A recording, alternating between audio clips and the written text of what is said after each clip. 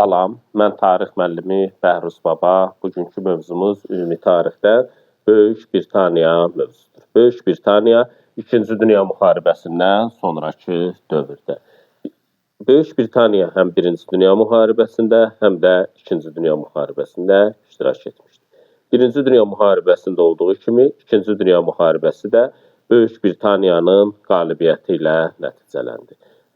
Böyük Britaniya müharibədən qalib çıxmasına baxmayaraq, 2-ci Dünya müharibəsi nəticəsində dənizlərdəki hökmranlığını itirdi. Artıq dənizlərdəki üstünlük Böyük Britaniyadan ABŞ-a keçdi. Artıq 2-ci Dünya müharibəsindən sonra Böyük Britaniya iqtisadi gücünə görə ABŞ və SSR-dən geri qalırdı. 2-ci Dünya müharibəsi nəticəsində ölkəyə çoxlu maddi ziyan dəymişdi. İqtisadi resursların itirilməsi və müharibəyə çəkilən xərclər nəticəsində dövlətin borcu kifayət qədər artırmışdı. Nəticədə artıq 2-ci Dünya müharibəsindən sonra Böyük Britaniyanın ABŞ-dan iqtisadi asılılığı gücləndi. Həmçinin müstəmləkələri və dominionları iqtisadi cəhətdən güclənərək tədricən ondan uzaqlaşdı. Bu isə nəticədə nəyə gətirib çıxartdı? Nəticədə müstəmləkə sisteminin dağılmasına gətirib çıxartdı. 2-ci Dünya müharibəsi dövründə Böyük Britaniya hökumətinə Churchill rəhbərlik edirdi. 1945-ci ildə parlamentə keçirilən seçkilərdə Clement Attlee'nin başçılığı altında Leyboristlər hökuməti qələbə qazandı. Leyboristlər hökuməti daxili siyasətdə bir sıra tədbirlər gördü. Sosial sahədə həyata keçirilən tədbirlərə əsasən Leyboristlər milliləşdirmə siyasətinə üstünlük verdilər. Əvəzi ödənilməklə bir çox sənaye müəssisələri və banklar milliləşdirildi. Əhaliyə dövlət pulsuz tibbi yardım göstərməyə başladı. Vergilər artırıldı, talon sisteminin isə əhatə dairəsi genişləndirildi. Nəticəsi nə oldu? Sənaye məhsullarının istehsalı artdı və ixracat genişləndi. Bu dövrdə ixracatın genişlənməsində ABŞ-dan alınan borclar və maliyyə yardımının da mühüm köməyi oldu. Artıq 2-ci Dünya müharibəsindən sonra xaricə kapital qoyuluşuna görə Böyük Britaniya ABŞ-dan sonra dünyada ikinci yeri tuturdu. Lakin Leyboristlərin həyata keçirdiyi islahatlar lazımi nəticəni vermədi. Clement Attlee'nin rəhbərlik etdiyi Leyboristlər hökuməti xarici siyasətdə isə bir sıra müstəmləkələrə azadlıq verdi. Həmçinin Clement Attlee'nin başçılıq etdiyi Leyboristlər hökuməti 2-ci Dünya müharibəsindən sonra ABŞ ilə müttəfiqlik münasibətlərini genişləndirdi. 1949-cu ildə yaradılan NATO-ya üzv oldu. NATO 1949-cu ildə ABŞ-ın təşəbbüsü ilə yaradılmışdı. Xarici siyasətdə başlıca məsələsi bu dövrdə Böyük Britaniya imperiyasının gələcəyi məsələsi idi. Müstəmləkələrdə baş verən milli azadlıq hərəkatı nəticəsində Leyboristlər güzəştə gedərək bir sıra müstəmləkələrinə müstəqillik verdi. Lakin bir sıra hadisələr Leyborist hökumətinin nüfuzuna mənfi təsir göstərdi və növbəti seçkilərdə məğlub oldular. Leyboristlərin növbəti seçkilərdə məğlub olmasının səbəbi nə idi? Vergilərin artırılması, bir də talon sisteminin əhatə dairəsinin genişləndirilməsi Leyboristlərin məğlub olmasına gətirib çıxartdı. 1950-ci illərin əvvəllərində Böyük Britaniyada keçirilən seçkilərdə bu zaman Mühafizəkarlar Partiyası qalib gəldi. Bu zaman ölkənin baş naziri Churchill yenidən baş nazir oldu. Hökumət ölkəni iqtisadi böhrandan çıxarmağa çalışırdı. Mühafizəkarlar hökuməti həm daxili siyasətdə, həm də xarici siyasətdə bir sıra tədbirlər gördü. Daxili siyasətdə Leyboristlərdən fərqli olaraq bunlar milliləşdirmə yox, özəlləşdirmə siyasətinə üstünlük verdilər. Bir sıra sahələr özəlləşdirilərək keçmiş sahiblərinə qaytarıldı. İqtisadiyyatda və sosial sahədə dövlətin tənzim edici təsirini azaltdı.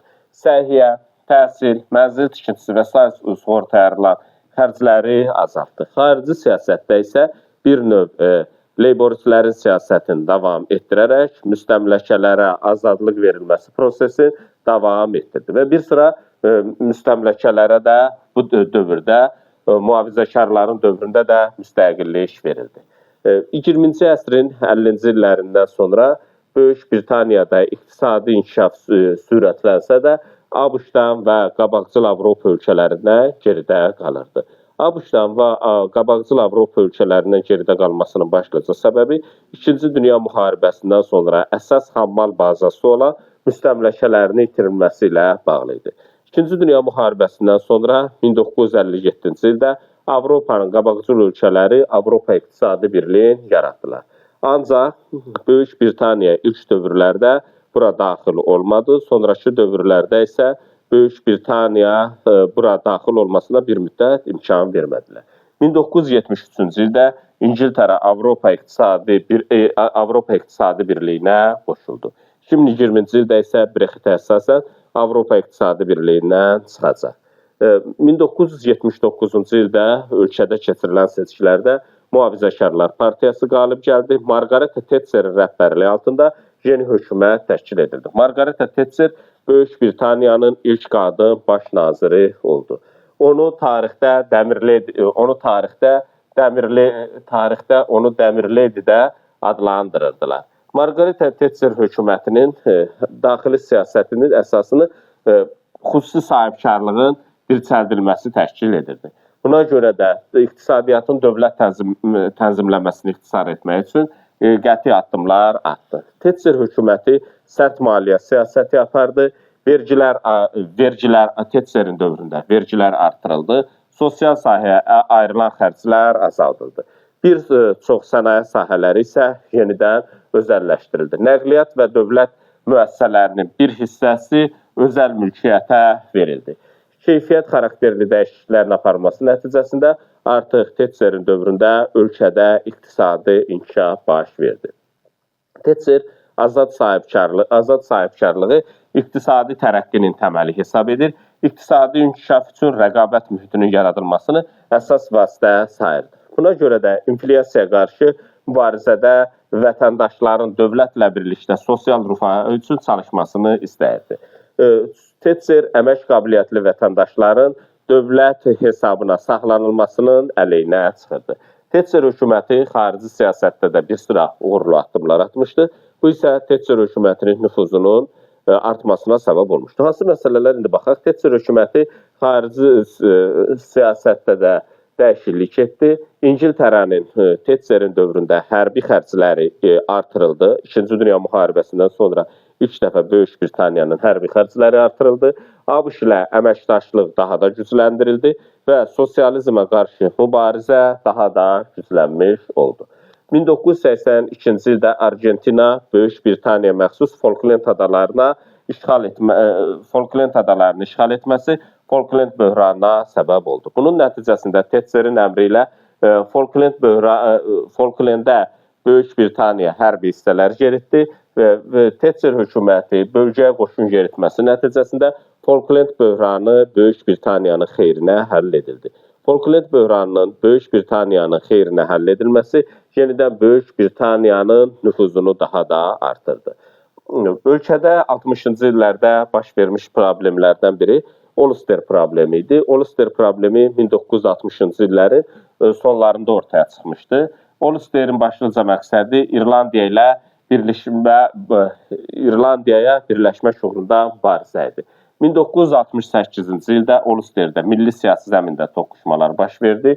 Şimali İrlandiyanın katolik azlığı vətəndaş bərabərliyi uğrunda mübarizəyə başlaması kütləvi ixtişaşlara gətirib çıxartdı. İngiltərənin Ulsterə qoşun yeritməsi vəziyyəti daha da gərginləşdirdi. Və nəhayət 1990-cı illərdə İngiltərə Şotlandiya və Uelsin muxtariyyətini genişləndirdi. Bu dövrdə hakimiyyətdə olan Labouristlər hökuməti ilə İrlandiyanın siyasi partiyaları arasında Ulster məsələsi ilə bağlı sazişlər imzalandı. Razılaşmaya əsasən Ulsterə geniş muxtariyyət hüququ verildi. 20-ci əsrin sonu, 21-ci əsrin əvvəllərində Böyük Britaniya, İngiltərədə mühafizəkarlar və liberallar partiyası hakimiyyətdə olmuşdu. Demək olar ki, xarici siyasətdə həm Labouristlər, həm də mühafizəkarlar eyni siyasi xətti yeritmişdilər. Bu dövrdə də İngiltərənin əsas müttəfiqi ABŞ idi. ABŞ-la qarşı beynəlxalq terrorizmə qarşı mübarizə aparır. ABŞ və NATO ilə geniş şəkildə əməkdaşlıq aparır. Bilirik ki, 2001-ci ildə New York və Washington şəhərlərində terror hadisəsi törədildi. Bundan sonra ABŞ Əfqanistan ərazisinə və İraqa hərbi müdaxilə etdi. Həmçinin Böyük Britaniyada ABŞ-la birlikdə həmin ərazilərə qoşun yeritmişdir. Hazırda Böyük Britaniya dünyanın iqtisadi və hərbi gücünə görə ən qüdrətli ölkələrindən biridir. Nüvə silahına malikdir. BMT və NATO-da əsas söz sahiblərindən biridir. Beynəlxalq əhəmiyyətli məsələlərin həllində fəal şəkildə iştirak edir. Dünyanın iri maliyyə mərkəzlərindən biridir. Xaricə kapital qoyuluşuna görə dünyada ABŞ-dan sonra hələ də ikinci yerdə tutur. Böyük Britaniya Avropa Birliyinə bilirik ki, 1973-cü ildə daxil olmuşdu. Ancaq sonrakı dövrdə 2020-ci ildə Böyük Britaniya Avropa İqtisadi Birliyindən Brexit əsasən çıxmışdı. Bunun çıxmasını da belə əsaslandırırdı ki, Avropa Birliyinə daxil olan iqtisadi cəhətdən zəif ölkələrinin onun iqtisadiyyatına yük olması ilə əlaqələndirilirdi. Və bunun nəticəsində də Böyük Britaniya 2020-ci ildə Brexitə əsasən Avropa İqtisadi Birliyindən çıxmışdı. Bu dərsimizlə bağlı bu qədər.